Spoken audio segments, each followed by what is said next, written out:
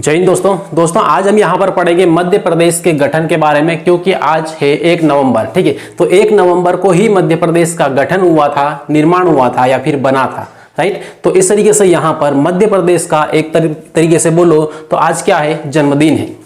ठीक है, तो इस तरीके से यहाँ पर ये जो वीडियो रहेगा ये उन मोस्ट इंपोर्टेंट जो फैक्ट है, तथ्य है, उनके बारे में यहाँ पर हम डिस्कस करेंगे और ये सारे रहेंगे मध्य प्रदेश के गठन से संबंधित। राइट, तो अब यहाँ पर जो पढ़ेंगे ये इंपॉर्टेंट फैक्ट रहेंगे ही रहेंगे, लेकिन ये फैक्ट वो फैक्ट है जो पिछली कई एग्जाम में पूछे भी गए हैं। राइट, इसलिए यहाँ पर इनको ध्यान रखना है। छोटा सा वीडियो रहेगा, इसमें बहुत ज्यादा अंदर डिटेल में नहीं जाएंगे, लेकिन जो इंपॉर्टेंट फैक्ट है केवल उन्हीं को देखेंगे। और यदि इसके बारे में पूरा डिटेल में पढ़ना है, एक एक चीज को काफी विस्तार तरीके से पढ़ना है, तो ये वीडियो जहां पर अंत होगा आपको स्क्रीन पर एक वीडियो दिखाई देगा, वहां पर मध्य प्रदेश का गठन लिखा होगा और एक होगा मध्य प्रदेश का पुनर्गठन। ठीक है, तो वहां पर लास्ट में उस वीडियो पे क्लिक करके आप देख सकते हैं पूरा डिटेल में। ठीक, तो आइए यहां पर स्टार्ट करें और मध्य प्रदेश का गठन कंप्लीट करें। ठीक है, तो देखो सबसे पहले यहां पर आपको सभी को ध्यान रखना है कि 1 नवंबर, आज क्या है 1 नवंबर। ठीक है, 1 नवंबर और 1 नवंबर 1956 को ही मध्य प्रदेश का क्या किया था, तो गठन किया था। ठीक है, आपको सभी को पता है, लेकिन इसमें सबसे ज्यादा जो इंपॉर्टेंट फैक्ट है वो कौन कौन से है, तो उस पे यहाँ पे आज डिस्कस करें। और सबसे पहला आपको ये पता होना बहुत जरूरी है कि मध्य प्रदेश या किसी भी स्टेट का जब गठन होता है या फिर विभाजन होता है तो उसमें 2 मेन आधार होते हैं। ठीक है, 2 मेन आधार होते हैं और 2 कौन कौन से होते हैं, तो पहला होता है पॉलिटिकल होता है। ठीक है, मतलब राजनीतिक आधार होता है, किसी भी राज्य का गठन करते हैं तो राजनीतिक आधार पर करते हैं, और दूसरा होता है प्रशासनिक आधार।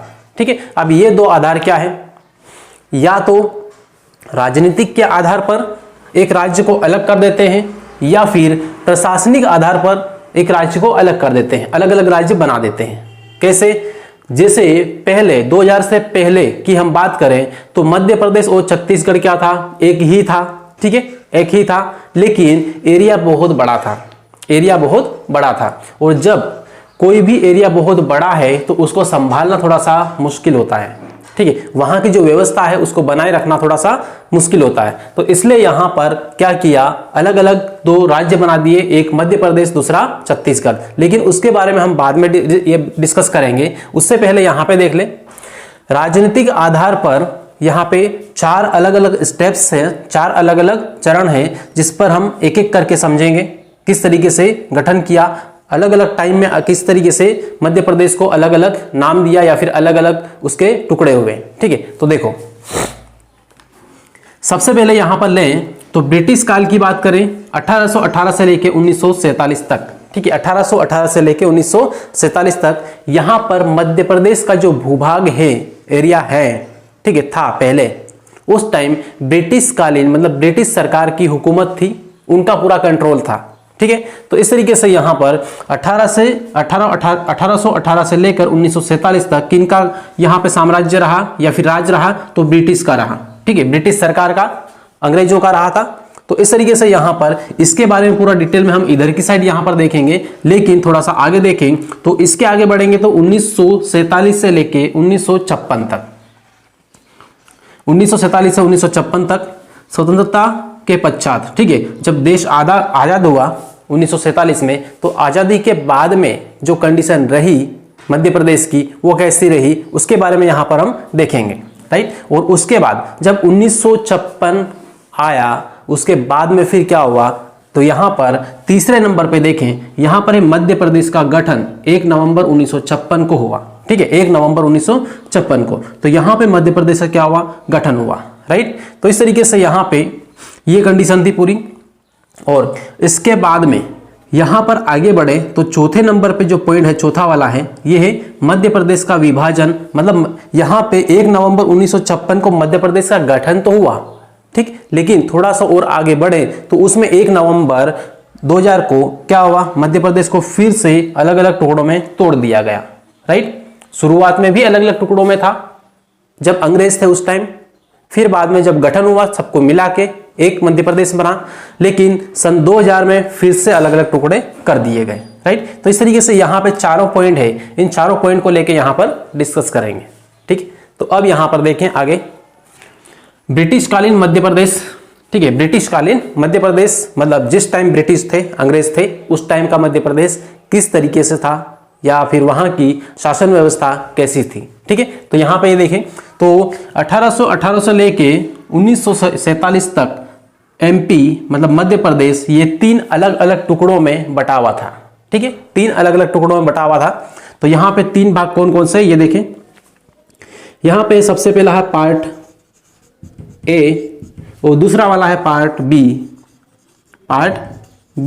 और तीसरा है पार्ट सी, ठीक है। इस तरीके से यहां पर part A, part B, part C, ठीक है, 3 पार्ट में यहां पे डिवाइड है पूरा मध्य प्रदेश अंग्रेजों के टाइम में। अब इसके बाद में बात करें यहां पर पार्ट ए की, तो पार्ट ए मध्य प्रदेश का कौन सा वाला भाग है और पार्ट बी कौन सा वाला भाग है, पार्ट सी कौन सा वाला भाग है। सबसे पहले यहां पर स्क्रीन पर देखें और मध्य प्रदेश का मैप आपको दिखाई दे रहा है और इस मध्य प्रदेश के मैप में दक्षिण वाला जो भाग है, ठीक है, जबलपुर है, जबलपुर से नीचे वाला जो भाग है पूरा, ये वाला जो भाग ये है पार्ट ए का भाग है, ये पूरा क्या है, पार्ट ए। अब पार्ट ए में भी अलग अलग 3 भाग हैं, ठीक है। अब इसमें कौन कौन सा नाम है, कौन कौन से भाग है, तो ये देखें, तो इसमें Central Province and Berar, CP and Berar इसको बोलते हैं, सीपी एंड बरार, ठीक है, ये है। तो पार्ट ए में सीपी एंड बरार ये इसका नाम था पार्ट ए का, ठीक है। लेकिन इसमें अलग अलग 3 भाग कौन कौन से हैं, तो थोड़ा इनको भी देख ले। तो यहां पर सबसे पहले यहां पे ले ले विदर्भ, ठीक है, सबसे पहले क्या है, विदर्भ, तो यहां पे विदर्भ, उसके बाद में फिर यहां सेकंड नंबर पे ले लो महाकौशल, और फिर लास्ट में जो तीसरा है वो है छत्तीसगढ़, जो अभी अलग है, ठीक है, ये उस टाइम था, राइट। तो इस तरीके से यहाँ पे विदर्भ कौन सा, महाराष्ट्र वाला क्षेत्र, और महाकौशल कौन सा, जबलपुर वाला क्षेत्र, उसके आसपास का एरिया, ठीक है, महाकौशल, और उसके बाद में छत्तीसगढ़ जो आपको पता है अभी अलग है, राइट, उस टाइम पहले एक ही था। तो इस तरीके से यहाँ पर ये पार्ट ए का पूरा 3 भाग है और इनको तीनों को आपको याद रखना बहुत जरूरी है, राइट।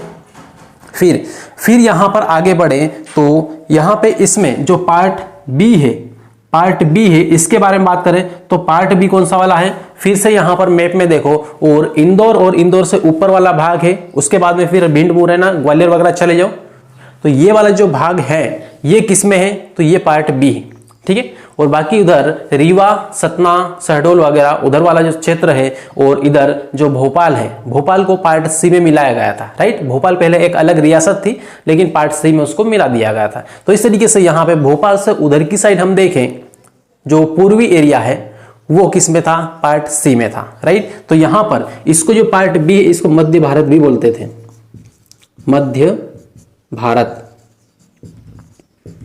ठीक है, मध्य भारत ये है। तो यहां पर मध्य भारत इसकी यहां पर हम बात करें पार्ट ए की, तो पार्ट ए की जो राजधानी है, राजधानी की बात कर ले, राजधानी तो इसकी है नागपुर, क्या थी, नागपुर थी इसकी, ठीक है। क्योंकि एक पार्ट है, ये एक एरिया है, लेकिन इस एरिया में शासन को संचालित करने के लिए एक मुख्यालय भी जरूरी है, ठीक है। तो इस तरीके से वहां पे इस पार्ट ए का जो मुख्यालय था वो कहां पर था, तो ये नागपुर कहां पे, महाराष्ट्र में, राइट। तो ये उसके बाद मध्य भारत की बात करें तो यहां पर राजधानी की बात कर ले, तो राजधानी यहां पर, राजधानी कहां पे थी, तो एक थी इंदौर और दूसरी थी यहां पर ग्वालियर, दूसरी कहां थी, ग्वालियर।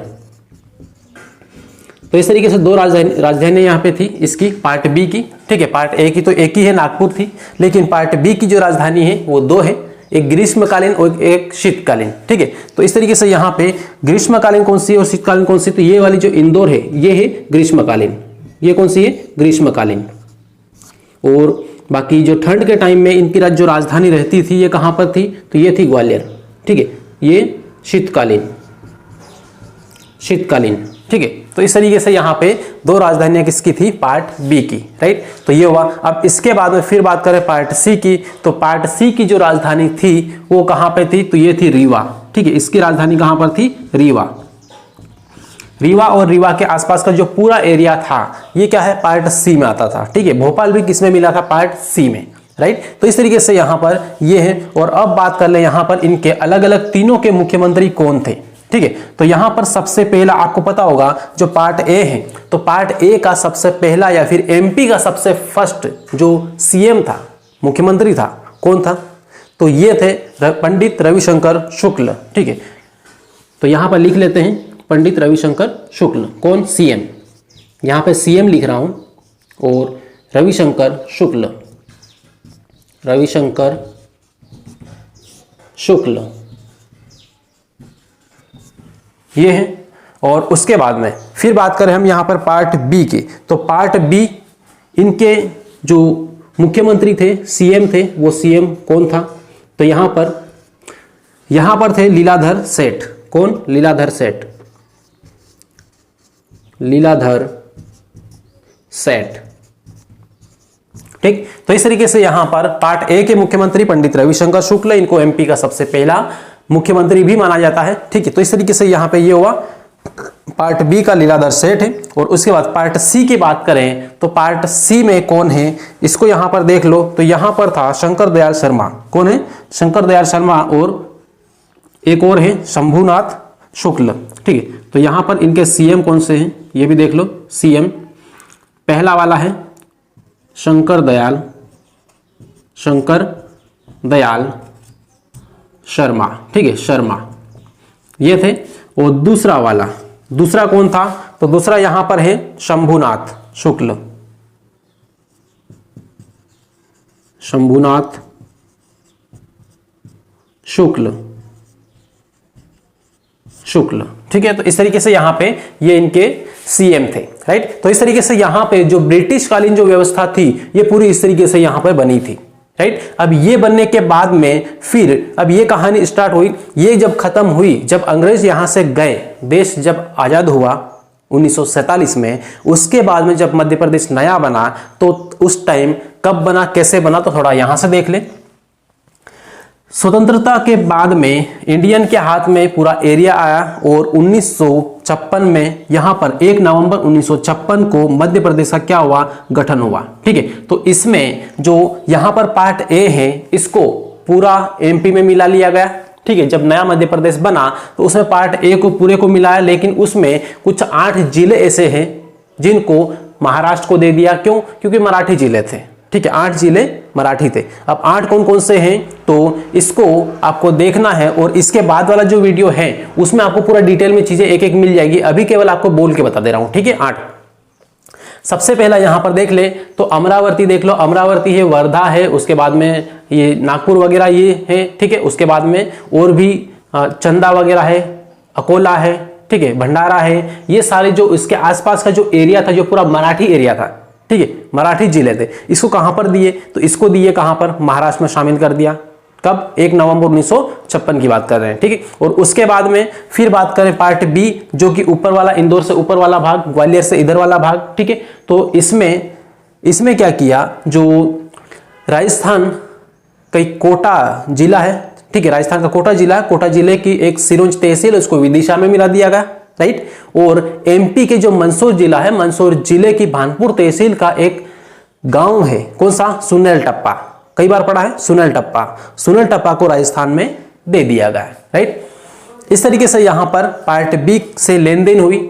और फिर पार्ट सी की बात करें तो पार्ट सी पूरा मध्य प्रदेश में लिया गया, और इस तरीके से इन तीनों पार्ट को मिला के वर्तमान मध्य प्रदेश मतलब एमपी का गठन हुआ। किसका, एमपी का गठन हुआ 1 नवंबर 1956 को, 1 नवंबर 1956 को। ये कहानी यहां पर है, ठीक है। तो इस तरीके से यहां पर आपको देखना है, सारी चीजों को समझना है, और बाकी इसके बाद में जितनी भी चीजें हैं आपको बहुत डिटेल में अच्छी तरीके से पढ़ना है। तो ये वीडियो यहां पर अंत होगा, इसमें अंत में आपको स्क्रीन पर जो वीडियो दिखाई देगा उस पर जाना है, आपको उस पर क्लिक करना है, और आपको वहां पर पूरा डिटेल में एक एक चीज को पूरा डिफाइन किया गया है, राइट। तो वहां पर आपको देखना है। बाकी यहां पर ये वीडियो इसलिए आपको यहां पर दिया था, बनाया था, ताकि आपको जो सबसे ज्यादा इंपॉर्टेंट फैक्ट है वो आपको दे पाऊं, आपको थोड़ा सा रिकॉल करवा पाऊं, ठीक है। हालांकि उससे पहले मैंने पढ़ाया था, लेकिन अभी यहां पर ये वीडियो थोड़ा सा रिकॉल के हिसाब से बनाया है, मतलब फिर से आपको थोड़ा सा याद आ जाए सारी चीजें, और कभी भी इस टाइप की चीजों को भूलना नहीं है, क्योंकि बहुत काम की चीजें हैं, राइट। और बाकी ये वाला जो वीडियो है यहाँ पर ही अंत करते हैं। और अब इसके बाद में जो वीडियो आएगा आपको स्क्रीन पर दिखेगा, उस पर आपको क्लिक करके उस पर जाना है और देखना है। ठीक है, तो दोस्तों मिलते हैं फिर नेक्स्ट क्लास में, तब तक के लिए बेस्ट ऑफ लक।